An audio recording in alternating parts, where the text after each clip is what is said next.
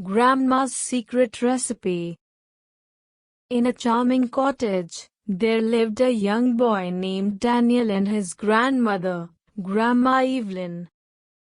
Grandma Evelyn was known for her delicious cooking and a secret family recipe for the tastiest apple pie.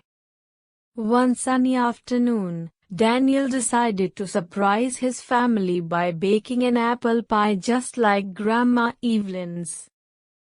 He was confident that he could do it without her help. However, he soon realized that the secret recipe required precise measurements and special techniques. As Daniel struggled with the recipe, Grandma Evelyn entered the kitchen and offered her assistance.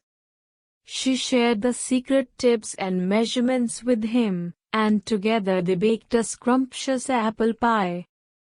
Daniel learned that obeying his grandmother's guidance and respecting her culinary expertise was essential to mastering the secret family recipe.